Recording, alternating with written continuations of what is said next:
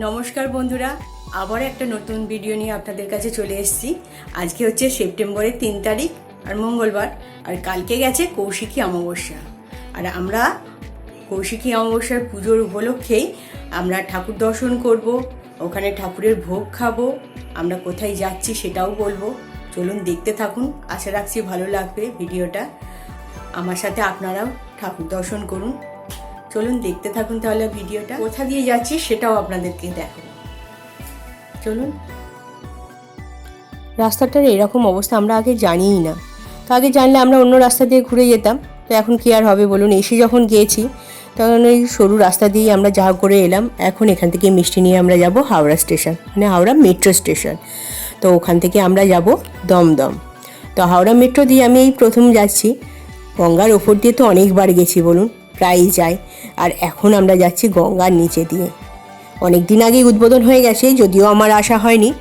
অনেকেই হয়তো আপনারাও এসেছেন, তো আমি কিন্তু এই ফার্স্ট টাইম যাচ্ছি। আমার বেশ ভালোই লাগছে। এখানে এসে দেখলাম দুটো লাইন আছে, তো দুটো লাইনের মধ্যে একটা হচ্ছে ফোনপে টিকিট কাটা যাবে, আর একটা এমনি ক্যাশ দিয়ে আপনি টিকিট কাটতে পারবেন। আর যে মেশিনগুলো আছে সেগুলোতে কয়েন ফেলতে হবে, মানে ধর্মতলা যাওয়ার জন্য 10 টাকার কয়েন ফেললে আপনাকে একটা টিকিট আপনাকে দেবে। তো সেই কারণে আমরা একবারে দমদম পর্যন্ত পুরো টিকিট কেটে নিয়েছি। আর আজকে এই যে আমরা একদম গঙ্গার তলা দিয়ে যাচ্ছি। এখন দেখুন কত স্পিডে যাচ্ছে, দেখুন, অসাধারণ। মানে লাইফে প্রথম গঙ্গার তলা দিয়ে যাওয়া, মানে এরকম জলের তলা দিয়ে যাওয়া, ভাবতে পারছেন? ওহ, একবার হলেও কিন্তু ভয় পেয়েছি আমি। ভয় পাওয়ারই তো কথা বলুন, জলের তলা দিয়ে যাওয়া, বিশেষ করে আবার গঙ্গা। এখন আমরা ধর্মতলায় এসে গেছি।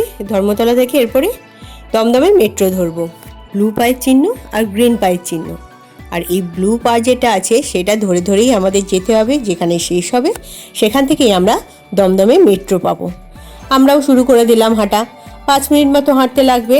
সোজা গিয়ে বাঁ দিকে আবার একটুখানি ঘুরতে হবে, ঘুরেই এই যে এখান থেকে আবার বাঁ দিকে সোজা যেতে হবে। সোজা গিয়ে নিচের দিকে নামলেই আমরা মেট্রো স্টেশন পেয়ে যাব দমদমের। আর সবুজ পায়ের চিহ্নটা হচ্ছে কালীঘাট যাওয়ার। তো একদিক দিয়ে কালীঘাট যাওয়ার মেট্রো যাচ্ছে, আর তার উল্টো দিকে ডান দিক দিয়ে হচ্ছে দমদম যাওয়ার মেট্রো যাচ্ছে। তো আমরা একই প্ল্যাটফর্মে নেমে পড়লাম। আর প্ল্যাটফর্মে নেবেই যে লিস্টটা টাঙানো আছে আপনাদের দেখাই, দমদম যেতে গেলে যে যে স্টেশনগুলো পড়বে, এই যে স্টেশনগুলো পড়বে এখানে পরপর লেখাই আছে। আর আমরা ডান দিকে এই যে ট্রেন আসছে, আমরা 15 মিনিট ছাড়া ছাড়া তো ট্রেন সবাই জানেন, আর ট্রেন আসছে, আমরা এই ট্রেনেতেই উঠবো। আর ট্রেনটা কিন্তু বেশ ভিড় আছে। আর আমি কিন্তু ট্রেনের ভেতরে আজকে ছবি তুলতে পারবো না, পরে যেদিনকে খালি থাকবে দেখাবো আপনাদেরকে। নেবে আবার কথা বলছি আপনাদের সাথে। এখন আমি দমদম স্টেশনে নেমে পড়েছি। এখান থেকে অটো ধরে যাব যেখানে পুজো হচ্ছে, সেখানে আমরা চলে এসেছি। আর এটা হচ্ছে আমার এক বন্ধুর বাপের বাড়ি। তো এখানে আমরা এসে গেছি, এখানে ঠাকুর দর্শন করব। আপনাদেরকেও দেখাই, চলুন। ঠাকুর অসাধারণ। কালকে রাত্রে পুজো হয়েছে, আজকে পুজো হবে, কালকে পুজো হবে, তারপরে রাত্রে ভাসান হবে। আমার সাথে আপনারাও ঠাকুর দর্শন করুন।